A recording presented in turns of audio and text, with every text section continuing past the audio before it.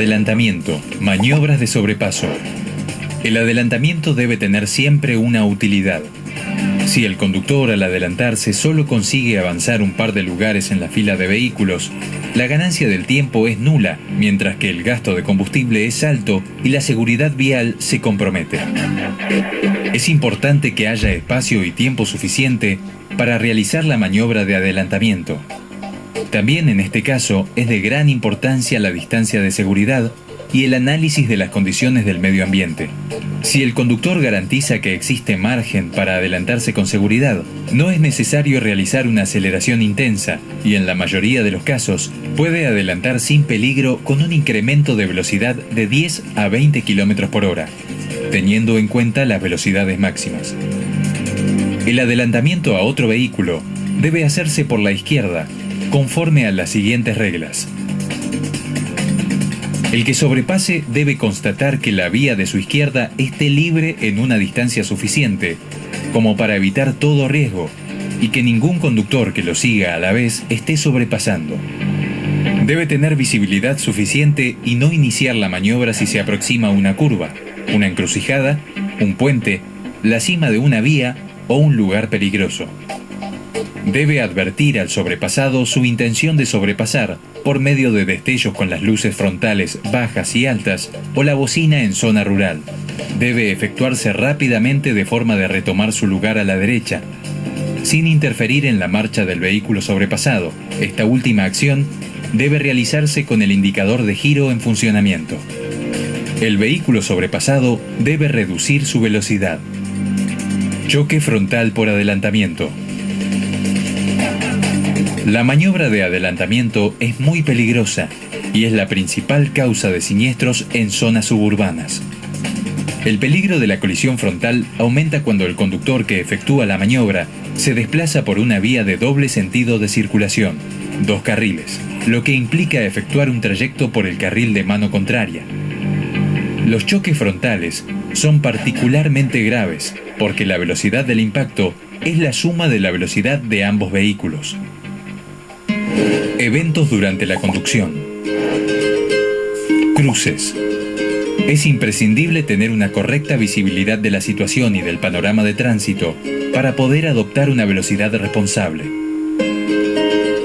Rotondas. Al acercarse a una rotonda, al igual que cuando se trata de una curva, es importante que se adopte una velocidad adecuada al trazado de la misma, ya que economiza combustible e incrementa la seguridad en la maniobra. En la entrada a la rotonda se debe reconocer la amplitud de la calzada, las características de sus curvas, la existencia de un carril para bicicletas o peatones, la presencia de otros vehículos en circulación o espera. La circulación dentro de la rotonda será ininterrumpida y sin detenciones, y dejando la zona central no transitable a la izquierda. Tiene prioridad de paso el que circula por ella, sobre el que intenta ingresar, debiendo cederla al que sale o la abandona, salvo señalización que indique lo contrario.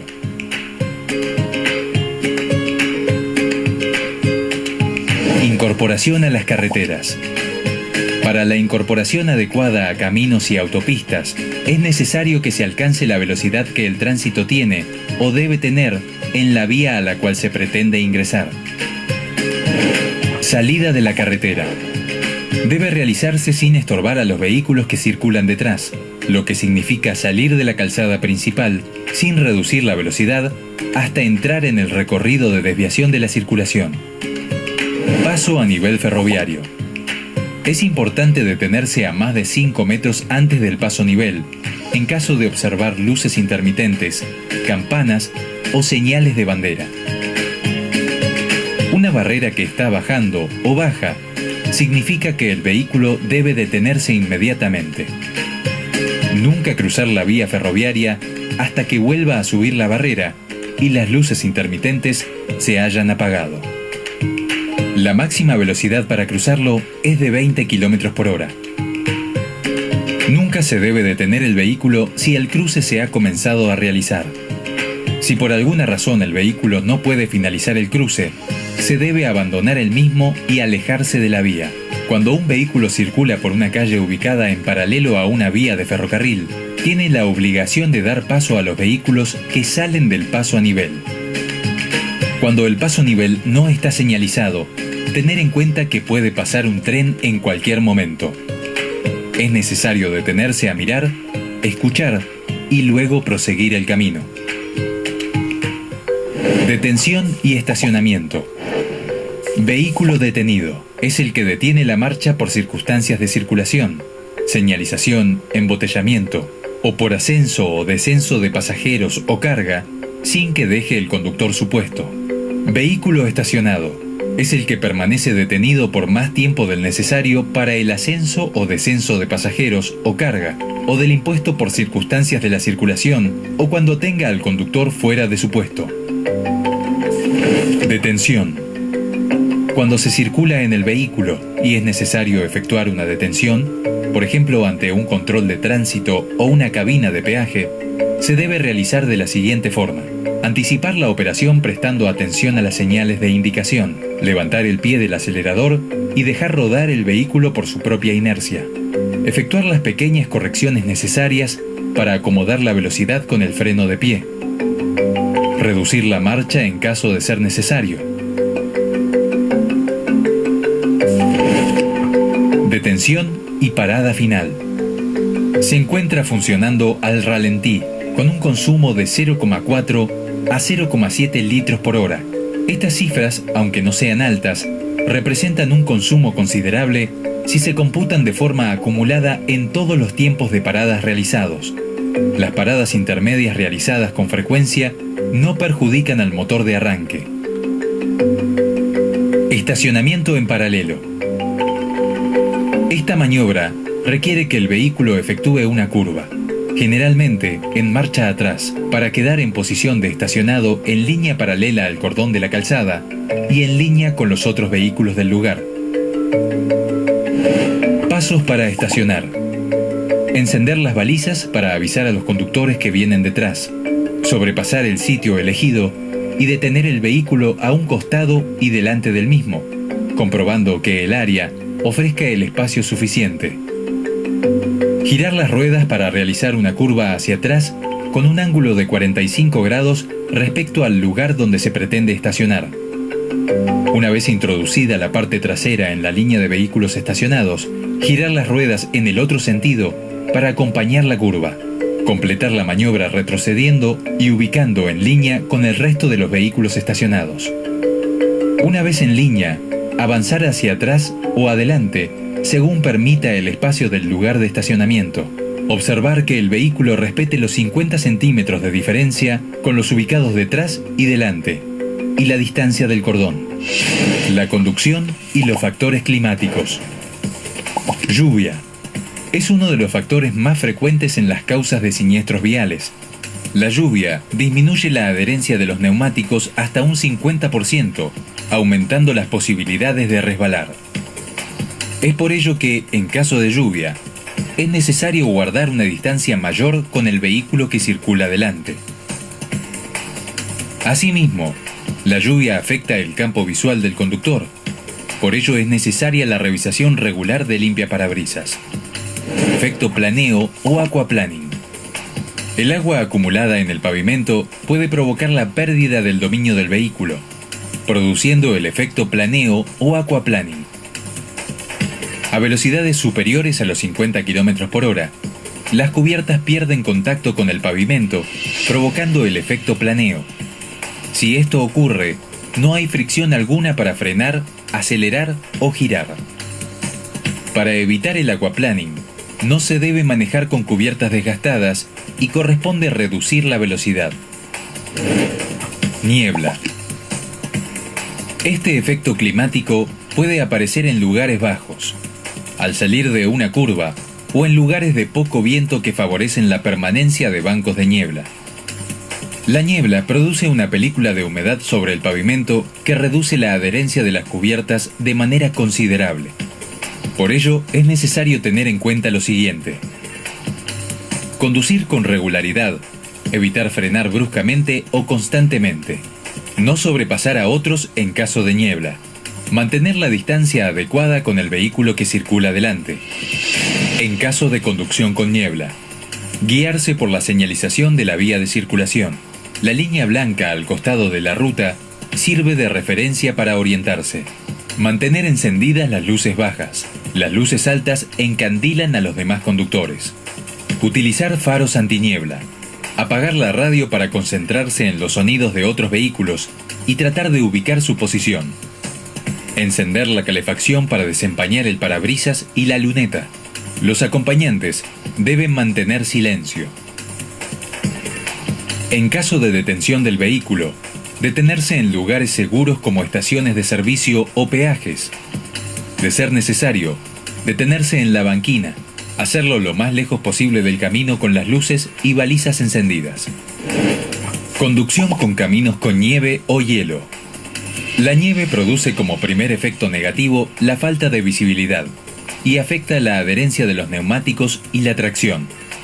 Cuando la nieve se convierte en hielo, representa una dificultad aún mayor, ya que el pavimento se vuelve resbaladizo y la adherencia es casi nula. Cualquier acción brusca sobre el vehículo generará un trompo. Consejos para conducción por caminos con nieve o hielo. Reducir la velocidad en zonas donde es posible encontrar hielo, puentes, zonas de sombra y proximidades de arroyos. Frenar con mucha suavidad para evitar el bloqueo de las ruedas. Si el vehículo cuenta con ABS, pisar el pedal del freno a fondo. Si se pierde el control del vehículo, no frenar, levantar suavemente el pie del acelerador e intentar controlar el vehículo utilizando el volante. Las acciones sobre la dirección deben ser mínimas para que el vehículo copie las maniobras. Colocar, de ser posible, clavos o cadenas siempre en las 4 ruedas. Contextos de conducción. Conducción nocturna. Encandilamiento. Durante la conducción nocturna, las pupilas se encuentran totalmente abiertas para poder captar el máximo de luz posible. Cuando las luces altas del vehículo contrario encandilan al conductor, sus pupilas demoran de 4 a 7 segundos aproximadamente en restablecer la visibilidad. Esto varía en función de la edad, el estado psicofísico, los hábitos de descanso, etc. Conducir a 100 km por hora implica recorrer una distancia de aproximadamente 30 metros en un segundo, por lo que en caso de encandilamiento se recorrerían de 120 a 210 metros a ciegas. Al observar un vehículo desplazándose en sentido contrario con las luces altas encendidas, se debe disminuir la velocidad y aumentar la distancia entre el vehículo de adelante y el propio, hacer guiño con las luces altas bajas y finalmente dirigir la vista hacia la derecha, es decir, hacia la línea de banquina. Conducción en zonas urbanas. Es necesario que los conductores de vehículos, motos y peatones adopten criterios de conducción segura debido al gran crecimiento del parque automotor en el país, sumado a especiales situaciones que en materia de tránsito presentan las grandes y medianas ciudades. En horarios pico, el conductor se puede encontrar con un flujo de tránsito intenso, caracterizado por diferentes situaciones como la posible circulación de vehículos en estado de emergencia, ambulancias, autos de la policía, etc. Vehículos que se transponen y traspasan constantemente, cruce inoportuno de peatones, semáforos, circulación obligatoria por determinados carriles, respeto de determinadas señales de tránsito frecuentes de la ciudad, indicando la cercanía de escuelas, hospitales, etc. Es necesario que los conductores que circulen en zonas urbanas respeten los semáforos, estén atentos al obrar de los demás conductores, tengan un comportamiento cauteloso y preventivo en determinados lugares con gran caudal de personas, escuelas, hospitales, centros recreativos, etc. Señalicen correctamente cada maniobra que realicen a través del uso de las luces de giro en forma anticipada y el uso de balizas cuando corresponda. Respeten el derecho de prioridad de paso de intersecciones como calles, avenidas, rotondas, etc. Mantengan la distancia adecuada para poder maniobrar anticipadamente para evitar una colisión. Conducción en caminos en zona rural. Rutas. Antes de comenzar un viaje, es necesario que el conductor verifique el estado de los siguientes elementos del vehículo: neumáticos, luces, dirección, frenos, limpiaparabrisas, bocina, aceite y agua. El conductor debe estar descansado, para lo cual es necesario que haya dormido al menos 6 horas previas, lapso en el que no debe haber ingerido bebidas alcohólicas, ya que éstas afectan el tono muscular y nervioso del organismo. Para tener un viaje más seguro, se debe prestar permanente atención a la conducción, manteniéndose alerta a la circulación de los demás vehículos, utilizando el espejo retrovisor y ajustando la velocidad según las condiciones del tiempo y las características del camino. En los viajes largos es aconsejable hacer paradas de 10 minutos cada 2 horas. En rutas nacionales, es obligatorio circular con luces bajas encendidas, tanto de día como de noche. En caso de reventar un neumático durante la marcha, no es adecuado frenar, sino levantar el pie del acelerador y sujetar el volante con firmeza para mantener el vehículo en línea recta hasta que se detenga. Conducción en semiautopistas y autopistas. Siempre se debe circular por el carril de la derecha en caso de circular a baja velocidad. El cambio de carril se utiliza solo para efectuar un adelantamiento y, una vez efectuado el mismo, retomar gradualmente la circulación por el carril.